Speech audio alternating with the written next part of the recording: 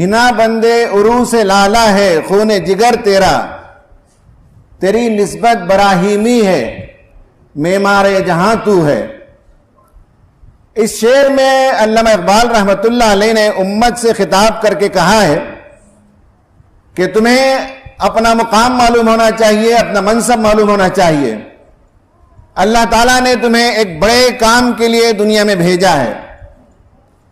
اللہ تعالیٰ کی بنائی ہوئی دنیا، اس کی دو قسمیں ہیں۔ ایک دنیا تو وہ ہے جو ہم اپنی نگاہوں سے دیکھتے ہیں، جسے اللہ تعالیٰ نے تعمیر کی ہے۔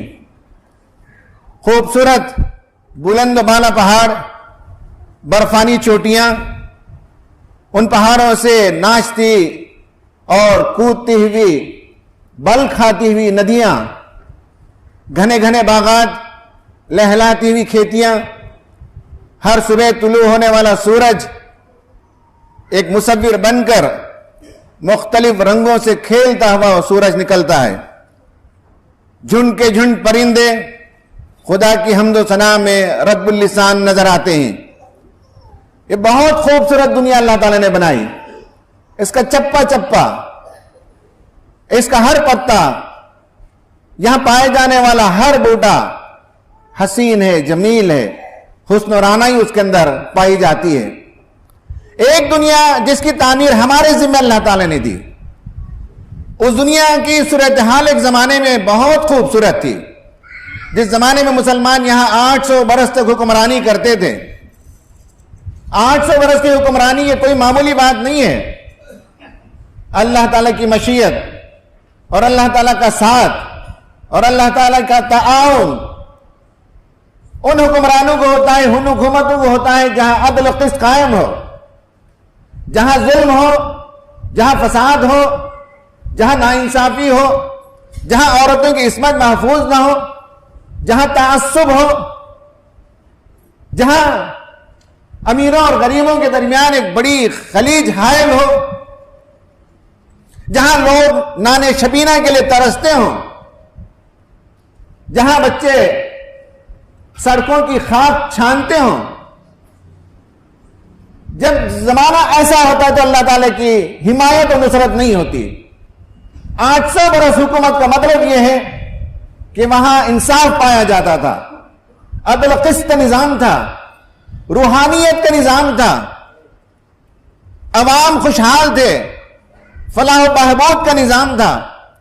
800 سالہ تاریخ کا مطالعہ کر کے دیکھ لیجئے، معمار جہاں تو ہے، جہاں اس جہاں کی جہاں بانی کی مسلمانوں نے اور ویسا نقشہ بنایا، ویسی عمارت بنائی جس طرح کا نقشہ اللہ تعالیٰ نے ہمیں بنانے کے لیے کہا۔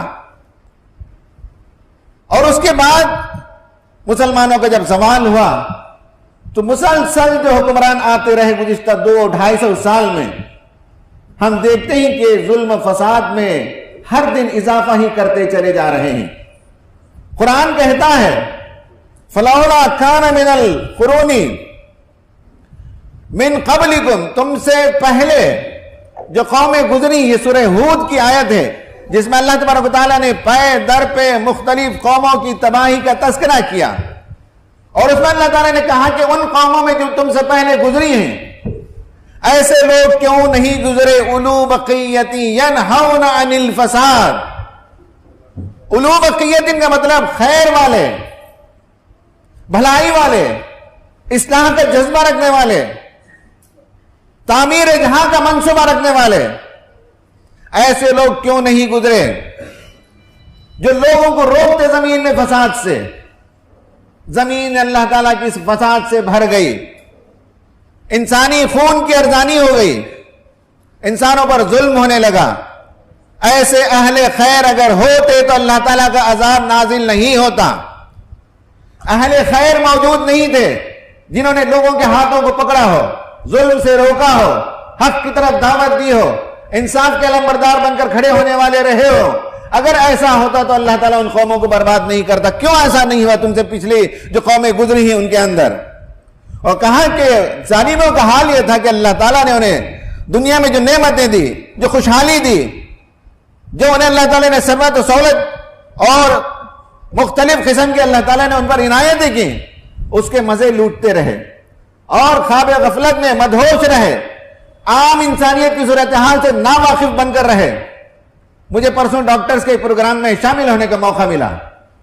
اس پروگرام میں ایک ڈاکٹر صاحب نے کہا بھی کہ ہماری امت کا یہ المیہ ہے کہ جب ہم پڑھ لکھ لیتے ہیں، صاحب ثروت بن جاتے ہیں، کچھ کما لیتے ہیں، کچھ عہدہ اور منصب پا لیتے ہیں، تو ہم خود اپنے سماج سے دور ہو جاتے ہیں، ہماری دنیا ایک الگ ہو جاتی ہے، ہمیں کچھ پتا نہیں کہ ہمارے اڑوس اور پڑوس میں، مسلم محلوں میں جو پریشانیاں ہیں، جو غربت ہے، جو نوجوان ڈرگ ایڈکٹس بنتے جا رہے ہیں، جو عورتیں اپنی عصمتوں کو بیچنے پر مجبور ہوتی ہیں، ان سب سے ہماری کوئی واقفیت نہیں ہوتی۔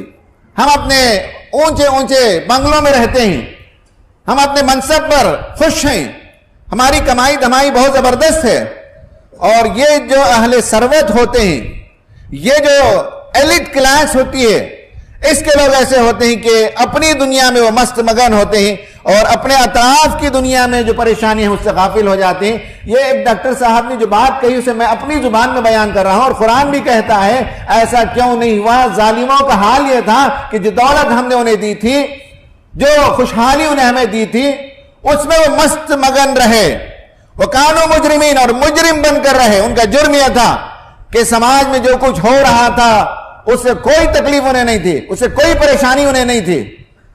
اللہ تبارک و تعالیٰ نے نقشہ کھینچ کر بتایا، اور میں نے آپ کو دور جدید سے قریب سے میں نے آپ کو ایک مثال بھی دی۔ یہ صورتحال یعنی جب کسی قوم کے پڑھے لکھے لوگ، صاحب ثروت لوگ، خوشحال لوگ سماج سے کٹ جاتے ہوں، سماج کی پریشانیوں سے ناواقفیت رکھتے ہوں، تو وہ مجرم ہوتے ہیں۔ قرآن مجید کہتا ہے وہ مجرم ہوتے ہیں۔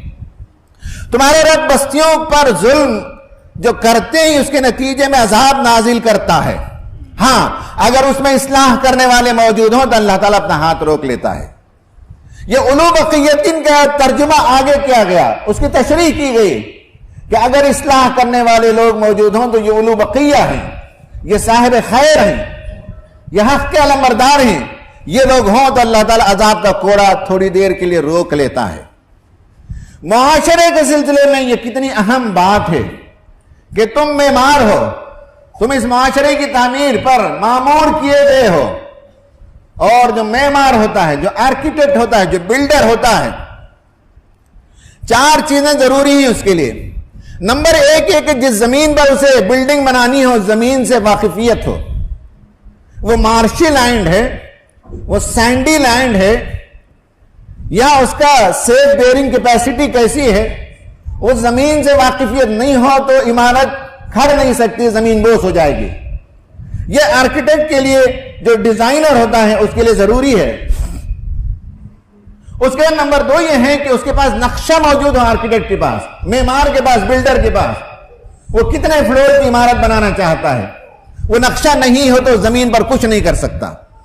معمار کا تیسرا کام یہ ہے کہ وہ نقشہ اتھارٹی سے پاس کیا ہوا ہو، اور چاہتا یہ کہ جب وہ بلڈنگ بنائے تو اعلیٰ سے اعلیٰ ترین کوالٹی کا میٹیریل لگائے۔ ٹائل 30 روپے میں بھی ملتا ہے، اور ماربل گریس سے جو آتا ہے وہ 1000 روپے میں بھی ملتا ہے۔ جو فٹنگز لگائے جاتے ہیں وہ 100 روپے میں بھی ملتے ہیں، اور وہی فٹنگ اگر کوئی لگانا چاہے تو 20-30 ہزار کے نل بھی آتے ہیں۔ جو اعلیٰ ترین معیار کا بلڈر ہوتا ہے وہ اعلیٰ ترین معیار کی کوالٹی کی چیزیں استعمال کرتا ہے، میٹیریل استعمال کرتا ہے۔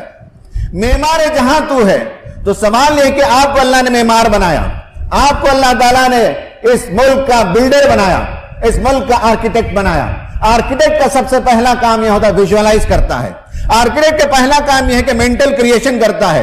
آرکیٹیکٹ کا پہلا کام یہ کہ ذہن میں ایک نقشہ بناتا ہے، پھر اس کے بعد وہ کمپیوٹر پر نقشہ بناتا ہے، اور ذہن میں اگر نقشہ نہ ہو تو کمپیوٹر پر نقشہ نہیں آتا۔ ذہن میں اگر 3 ڈائمینشنل ویو اس کا نہ ہو تو یہاں کمپیوٹر میں 3 ڈائمینشنل ویو نہیں آتا۔ ذہن میں اگر اس کا کلرفل بیوٹیفل پرسپیکٹو تیار نہ ہو تو زمین میں اور پیپر میں اور کمپیوٹر کے اسکرین پر وہ پرسپیکٹو تیار نہیں ہوتا۔ معمار جہاں تو ہے تو کیا وہ نقشہ ہمارے ذہنوں میں ہے کہ اس ملک کی جو تعمیر ہم کرنا چاہتے ہیں اس کا نقشہ کیا ہے؟ اس زمین کے بارے میں کیا ہماری واقفیت ہے کہ اس زمین کی صورتحال کیا ہے؟ یہاں بسنے والوں کی صورتحال کیا ہے؟ یہاں ظالم کون ہے، مظلوم کون ہے؟ اور یہاں جو مختلف قوم قبیلے بستے ہیں، یہاں سیکٹ اور بہت سے اور ان کی جو چھوٹی چھوٹی نسلیں اور قبیلے پائی جاتے ہیں، ان کی صورتحال ان کے مذاہب، ان کے طور طریقے، ان کا اٹھنا بیٹھنا، ان کے توہمات، ان کے خرافات، ان کے مذہبی مراسم، کیا ان سب سے ہماری واقفیت ہے؟ معمار جہاں تو ہے، تو معمار کیسا ہو سکتا ہے جسے زمین سے واقفیت نہ ہو؟ زمین کی سیف بیئرنگ کیپیسٹی نہ معلوم ہو، زمین کیسی ہے اگر معلوم نہ ہو تو اس میں فاؤنڈیشن نہیں بچھایا جا سکتا، اس میں عمارت کھڑی نہیں کی جا سکتی۔ معمار جہاں تو ہے کا مطلب یہ کہ سب سے پہلے زمین سے واقفیت ہو۔ دوسرا یہ ہے کہ نقشہ ہو، وہ نقشہ بنایا جائے کہ اس ملک کی تعمیر کیسے ہوگی۔ انشاءاللہ امیر جماعت بہت تفصیل سے بتائیں گے کہ وہ بتاتے ہیں کہ اس ملک کے سلسلے میں تفصیل سے وہ لکھ بھی رہے ہیں کہ یہاں مسلمان قوموں میں سے قوم نہیں ہے، ذاتوں میں سے ایک ذات نہیں ہے۔ وہ فرماتے ہیں کہ مسلمان اس ملک کے مسیحا ہیں، اگر اس ملک میں ہم ملک کی تعمیر کا نقشہ لے کر اٹھیں گے تو اس ملک کے تمام مسائل حل ہوں گے۔ پرابلم یہ ہے کہ ہم بھی قوموں میں سے قوم ہیں، ہمارا مقابلہ بھی دیگر قوموں کے مقابلے میں ہے، لیکن اس پورے ملک کی بھلائی کے لیے کوئی نقشہ ہو، یہاں کے معاشی مسائل کے لیے، یہاں کے سیاسی مسائل کے لیے، یہاں کے سماجی مسائل کے لیے، یہاں کے تعلیم کے لیے، یہاں کے غربت کے ازالے کے لیے، یہاں کی عورتوں کی عصمت کی حفاظت کے لیے کوئی نقشہ اگر ہمارے پاس موجود نہیں تو اس ملک میں ہمارا جو اس وقت ہماری جو صورتحال ہے، ہماری جو درگت بنی ہوئی ہے، اس میں کوئی تبدیلی واقع نہیں ہو سکتی جب تک کہ ہم اس ملک کے مسیحا بن کر نہ اٹھیں اور اس ملک کے تمام انسانوں کے لیے کوئی نقشہ ہم پیش نہ کریں۔ معمار کا دوسرا کام یہ ہے کہ وہ نقشہ تیار کرے۔ معمار کا تیسرا یہ ہے کہ وہ نقشہ اتھارٹی سے پاسڈ ہو۔ وہ نقشہ ایسا نہیں ہے کہ جو من میں آیا وہ، ذہن کی اپج نہیں ہے، یا کوئی ایسا نقشہ نہیں ہے جو آج کے زمانے کے مفکرین نے، آج کے زمانے کے تھنکرز اور فلاسفرز نے جو اپنے ذہن سے انہوں نے اختراع کیا ہو، وہ نقشہ نہیں ہے۔ نقشہ اتھارٹی سے پاسڈ ہو۔ ہمارے لیے قرآن مجید اتھارٹی ہے، ہمارے لیے اللہ سبحانہ وتعالیٰ اتھارٹی ہے، اس کا دیا ہوا نقشہ ہی اٹل ہے، اس نے جو نظام دیا وہی اٹل ہے، اسی میں انسانیت کی بھلائی ہے۔ اس کے علاوہ انسانوں نے جتنے نظام ایجاد کیے اس کی درگت ہم نے دیکھ لی ہے، اور اس کے نتیجے میں انسانیت کے لیے جو کچھ ملا ہے وہ کروے کسیلے پھل آج انسانیت اس کا مزہ چکھ رہی ہے۔ اس سے باہر نکلنے کا سوائے اس کے کوئی وہ راستہ نہیں کہ اللہ کی اتھارٹی نے جو نقشہ ہمیں دیا، جو نبی کریم صلی اللہ علیہ وسلم نے اس نقشے کے مطابق اپنے زمانے میں معاشرے کی تعمیر کی، اسی نقشے کو آج دہرانے کی ضرورت ہے۔ میٹیریل آج کا استعمال ہوگا، سیمنٹ آج کا استعمال ہوگا، برک آج کا استعمال ہوگا، لیکن نقشہ وہی ہوگا، میتھڈ وہی ہوگا، پروسیس وہی ہوگا۔ اگر یہ ہوتا ہے تو معمار جہاں تو ہے، اس کا تیسرا کام یہ ہے کہ ہمارے پاس سینکشنڈ پلان موجود ہو، آتھرائزڈ پلان موجود ہو، اور آخر بات یہ ہے کہ جو کام بھی کریں اس بلڈنگ میں وہ اعلیٰ ترین کوالٹی کا کام ہو۔ یہاں پیسے بچانے کے لیے سستا کام نہیں کیا جائے گا، یہاں تھرڈ گریڈ اور تھرڈ لیول اور تھرڈ کوالٹی کا کام نہیں ہوگا۔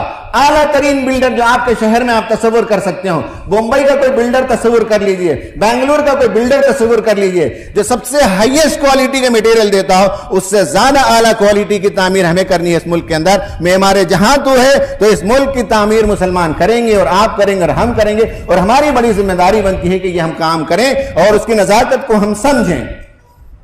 یہ پہلی بات تھی جو مجھے اس معمار جہاں تو ہے کے حوالے سے آپ کے سامنے رکھنی تھی کہ ہمیں اپنی ذمہ داری کو سمجھنا چاہیے۔ اللہ کے رسول صلی اللہ علیہ وسلم نے فرمایا کہ جو لوگ اس ذمہ داری کو محسوس نہیں کرتے انہیں معلوم ہونا چاہیے کہ معاشرہ اتنا امپورٹنٹ ہے کہ آپ اپنے آپ کو معاشرے سے الگ نہیں کر سکتے۔ معاشرے میں جو خرابیاں آتی ہیں ان خرابیوں سے ہم اپنے گھروں کی حفاظت نہیں کر سکتے۔ معاشرے کے اندر جو برائیاں آ رہی ہیں اس کا اثر ہمارے بچوں پر بھی پڑ رہا ہے، ہمارے گھروں پر بھی پڑ رہا ہے، ہماری تہذیب پر بھی اس کے اثرات پڑ رہے ہیں۔ معاشرہ چونکہ اس میں ہم سیگریگیٹ نہیں کر سکتے۔ آپ صلی اللہ علیہ وسلم نے کشتی والوں کی مثال دی۔ ہمیں وہ معلوم ہے کہ کشتی میں خورا اندازی سے بعض لوگوں کو لوئر فلور ملا اور بعض لوگوں کو اپر لیول کے فلورز ملے، اور نیچے والے فلور کے لوگ اوپر پانی لینے کے لیے بار بار آنا چاہتے ہیں تو اوپر کے فلور والے انہیں منع کرتے ہیں، پانی دینے کے بجائے ان سے اکتا جاتے ہیں، ان سے بیزار ہو جاتے ہیں اور انہیں روکتے ہیں۔ آخرکار نیچے والے فلور والے پانی کے لیے کشتی میں چھید کرتے ہیں پانی لینے کے لیے۔ کشتی جب ڈوبے گی تو لوئر اور بیسمنٹ فلور کے لوگ بھی ڈوبیں گے اور اپر ڈیک میں رہنے والے بھی ڈوبیں گے۔ آپ صلی اللہ علیہ وسلم نے کتنی شاندار تمثیلی زبان میں معاشرے کے اندر پورے اقوام جو مل جل کر رہتے ہیں ان سب کا انجام ایک ہوتا ہے۔ مسلمان کا انجام الگ، ہندو کا انجام الگ، کرسچن کا انجام الگ، رولر کا انجام الگ، شہر میں بسنے والوں کا انجام الگ، الگ الگ نہیں ہے، معاشرے کے اندر اس کی بڑی اہمیت، اس کو سمجھنے کی ضرورت ہے۔ آج ہندوستانی معاشرے کا ہم جائزہ لیتے ہیں تو ہندوستانی معاشرے کے سلسلے میں سید مولانا ابو الحسن علی ندوی رحمۃ اللہ علیہ نے ایک جگہ لکھا ہے کہ ہمارے ملک کے معاشرے کے سنگین مسائل میں سے اگر نمبر 1 مسئلہ مجھ سے پوچھا جائے تو اس ملک کا سب سے سنگین مسئلہ ضمیر کی مردنی ہے، ضمیر کا مر جانا ہے، ضمیر کی بے حسی ہے، اور نمبر 2 یہ ہے کہ انسانیت کی قدر و قیمت کا کھو دینا، انسانی خون کی ارزانی، انسانی وقت اور انسانی عصمت کا کوئی خیال انسانوں کے دل میں نہ ہونا، یہ 2 بڑے مسائل کا تذکرہ کیا اور بتایا کہ انسانوں کے سلسلے میں قرآن نے جو حکم دیا وَلَقَدْ كَرَّمْنَا بَنِي آدم لَقَدْ خَلَقْنَا الْإِنسَانَ فِي أَحْسَنِ تَقْوِيمٍ، ہم نے انسان کو بہترین ساخت پر پیدا کیا اور ہم نے انسانیت کو تکریم سے نوازا۔ آج اس معاشرے کے پڑھے لکھے لوگوں کے دلوں کے اندر بھی یہ احساس نہیں ہے، آج یہاں کے عوام کے اندر بھی نہیں، آج یہاں کے رولرز کے بھی اندر یہ موجود نہیں ہے کہ انسانیت کا احترام ہو، انسانوں کا احترام ہو، انسانی خون کی ارزانی نہ ہو، اس کی قدر و قیمت پہچانے، یہ بھی ایک بہت بڑا مسئلہ ہے۔ اور دوسرا مسئلہ ضمیر کا مردہ ہو جانا، ضمیر کا مر جانا، بے حسی طاری ہو جانا، لوگ کٹ رہے ہوں، لوگ مر رہے ہوں، لوگوں کے اندر نفرت ہو، لوگوں کے اندر تعصب کو پھیلایا جا رہا ہو اور سیٹ کے لیے، اقتدار کے لیے جھوٹ کو عام کیا جا رہا ہو، تاریخ کو بست کیا جا رہا ہو، تاریخ نویسی کے نام سے جھوٹ کا پلندہ ہو جو لوگوں کے درمیان عام کیا جا رہا ہو، یہ 2 سب سے بڑے مسائل ہیں جو اس ملک میں ہم دیکھتے ہیں۔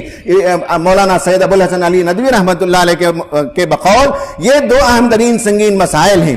اس ملک سے تعصب کو دور کرنا ہو، اس ملک کے ضمیر کو زندہ کرنا ہو، اس ملک کے عوام کے ضمیر کو کچوٹے دینا ہو تو یہ ہماری ذمہ داری بنتی ہے۔ یہ جو ہم کہتے ہیں کہ صاحب سماج کا ضمیر، سماج اور سوسائٹی کا ضمیر، ایک پلورل کانشنس جسے کہتے ہیں، سماج کا ضمیر، پلورل کانشنس، اس میں ہماری ذمہ داری ہے کہ اگر ضمیر سو رہا ہو، ضمیر جو ہے خراٹے لے رہا ہو تو ضمیر کو کچوکے دینا، ضمیر کو جگائے رکھنا، یہ ہمارا کام ہے۔ ہم لکھیں تو ضمیر کو جگائیں، ہم بولیں تو ضمیر کو جگائیں، ہم کام کریں تو ضمیر کو جگانے والے ہوں، تب چل کر اس ملک میں ہم معمار جہاں تو ہے کا کردار ادا کر سکتے ہیں۔ اگر ہم بھی بے ضمیر ہو جائیں، ہم بھی خواب غفلت میں سونے والے ہو جائیں، ہم علوم عقیدت میں نہ بنے، ہم اصلاح کرنے والوں میں نہ بنے، فساد کرنے والوں کا ہاتھ نہ پکڑیں اور روکیں، تو پھر بتائیے کہ اس جہاں کی تعمیر کون کر سکتا ہے؟ اس لیے معمار جہاں تو ہے یہ ہماری بڑی ذمہ داری بنتی ہے۔ معمار جہاں تو ہے میں 4 عمل کے نقطے آپ کے سامنے بیان کر کے اپنی بات کو ختم کروں گا۔ نمبر 1 یہ ہے کہ معمار جہاں سے پہلے معمار خانہ، گھر کی تعمیر کرنا ہے، نمبر 1۔ نمبر 2 یہ ہے کہ جہاں ہمارا معاش ہے، ہماری معاشی سرگرمی ہے، ہم جہاں رہتے ہیں وہاں کی دنیا کو تعمیر کرنا۔ نمبر 3 ہمارے اطراف میں جو سوسائٹی ہے اس کی تعمیر کرنا، تعمیر معاشرہ۔ اور آخر میں اس ملک کی سیاسی اور سماجی صورتحال کو بدلنے کے لیے ہمیں کچھ نقشہ بنانا اور تعمیر کرنا۔ یہ 4 مرحلے ہیں۔ سب سے پہلے مرحلے پر اگر ہم نے گھر کی تعمیر پر توجہ نہیں دی، گھر کی تعمیر کا کوئی نقشہ ہی نہیں ہے، ہمارے گھر میں کوئی قانون ہی نہیں ہے، اور وہ جو بے ضمیری ہے وہ بے ضمیری کے ہم بھی شکار ہو جائیں، اور جس طرح سے انسانی عزت، انسانی عصمت اور انسانی احترام پامال کیا جاتا ہو، گھروں میں ہم بھی اپنی بیویوں اور بچوں کے احترام، ان کے جذبات کو پامال کرتے رہیں تو کیسے ہم اصلاح کا کام کریں گے؟ تو تعمیر خانہ، گھر کی تعمیر کے لیے بہترین نقشہ ہمارے پاس موجود ہو اور ہمارا گھر مثالی گھر بنے، اور دنیا کے لوگوں کو بلا کر بتائیں کہ اسلام جس گھر کی تعمیر چاہتا ہے، آؤ میرا گھر دیکھو، اسلام ایسے گھر کی تعمیر چاہتا ہے۔ اور لوگوں سے ہم کہہ سکیں، ہمارے ایک دوست کہتے ہیں کہ جماعت کی طرف بلانے کے لیے بہترین طریقہ کیا ہے؟ محترم عبدالجبار صدیقی صاحب کہتے ہیں کہ جماعت کی طرف دعوت دینے کا سب سے آسان طریقہ ہے کہ لوگوں کو کہنا چاہیے کہ اگر تم کو میری طرح بننا ہو تو جماعت اسلامی میں آؤ۔ اب یہ کہتے ہوئے ہمیں ڈر ہے کہ میری طرح اگر بننا ہے تو مطلب نیچے جانا ہوگا۔ وہ کہتے ہیں کہ ہم یقین سے کہہ سکیں کہ اگر میری طرح بننا ہو تو جماعت اسلامی میں آؤ میرا گھر دیکھو، آؤ میرا خاندان دیکھو، آؤ میری تجارت دیکھو، آؤ جب میں اسکول چلاتا ہوں تو اسکول کو دیکھو، میرے اسکول سے جو پروڈکٹ نکلتے ہیں اس کو دیکھو، میری تجارت کو دیکھو، میرے بچوں کو دیکھو، میری تحریر کو دیکھو، میری تقریر کو دیکھو، میری زندگی کو دیکھو۔ یہ جماعت اسلامی نے ہمیں سکھایا ہے۔ تم کو بھی اگر ایسی کوالٹی کی زندگی چاہیے تو آؤ جماعت اسلامی کے اندر۔ یہ ہے اصل میں میرا گھر تعمیر جہاں سے پہلے تعمیر خانہ کا کام. نمبر 2 یہ ہے کہ جہاں ہم کام کرتے ہیں ٹیچر ہیں تو وہاں آپ اپنے اسکول کی تعمیر کیجئے. آپ اگر لیکچرر اور پروفیسر ہیں تو وہاں آپ اسٹوڈنٹس کی تعمیر کیجئے. آپ ایک بزنس مین ہیں تو اس بزنس کے پورے علاقے کی آپ تعمیر کریں. یہ دوسرا کام ہے. اور تیسرا جس معاشرے میں رہتے ہیں اس معاشرے میں بے شمار پریشانیاں ہیں, اس کی پریشانیوں کو دور کرنا بھی آپ کی ذمہ داری ہے. وہاں جو مسائل ہیں اس کے لیے جماعت کے پاس بے شمار منصوبے ہیں, ان منصوبوں کا ساتھ دے کر آپ کو کام کرنا ہوگا. یہاں غربت کے ازالے کے لیے انٹرسٹ فری لون بھی ہے. یہاں میاں بیوی کے جھگڑوں کے لیے کاؤنسلنگ سیشنز بھی ہوتے ہیں. یہاں بچوں کو اخلاق سکھانے کے لیے چلڈرن سرکل بھی ہوتا ہے. معمار جہاں بننے کے لیے سماج کی تعمیر کا جو نقشہ جماعت رکھتی ہے اس نقشے پر کام کریں گے تو دنیا کو ہم بتا سکتے ہیں, غیر المسلموں کو بتا سکتے ہیں کہ اگر کوئی معاشرہ دیکھنا ہو تو آؤ مسلم معاشرے کو دیکھو, گھروں کو دیکھنا ہو تو آؤ ہمارے گھروں کو دیکھو, اسکول کو دیکھنا ہو تو آؤ دیکھو کہ کیسے پروڈکٹ ہم تیار کرتے ہیں, اگر تجارت کو دیکھنا ہو تو آؤ ہماری تجارت کو دیکھو. یہ تیسرا کام. اور چوتھا کام یہ کہ اس ملک کی تعمیر کا بہت بڑا کام ہے. آپ میں سے اور ہم میں سے جس کے پاس جو صلاحیت ہے اس صلاحیت کو استعمال کرتے ہوئے اس ملک کے مسائل کے حل کے لیے ہمیں علمی تیاری کرنی ہے, ہمیں آئیڈیا پیش کرنا ہے, ہمیں نقشہ پیش کرنا ہے, ہمیں سرگرمی دکھانی ہے. کیونکہ علامہ اقبال کے جو شعر دیا گیا ہے اس میں یہ بتایا گیا کہ ہینا بندی عروس لالا, یعنی جو دلہن کے ہاتھ میں جو مہندی کا نقشہ اور ڈیزائن بنایا جاتا ہے, یہ دنیا کے گلستان کی دلہن, اس کے ہاتھ کا جو خوبصورت نقشہ بنے گا وہ تمہارے خون جگر سے بنے گا, تمہاری کوششوں سے بنے گا, تمہاری جدوجہد سے بنے گا, تمہاری قربانیوں سے وہ خوبصورت نقشہ بنے گا. اس قربانی کے بغیر اس جہاں کی تعمیر نو ممکن نہیں. اللہ تعالیٰ سے دعا ہے کہ اللہ تعالیٰ ہمیں اولو بقیتین میں سے بنائے, اللہ تعالیٰ ہمیں اصلاح کرنے والوں میں سے بنائے, اللہ تعالیٰ ہمیں اس معاشرے کا معمار بنائے اور بہترین اس معاشرے کے لیے ہمیں مسیحا بننے کی توفیق عطا فرمائے. آمین. وآخر دعوانا ان الحمدللہ رب العالمین.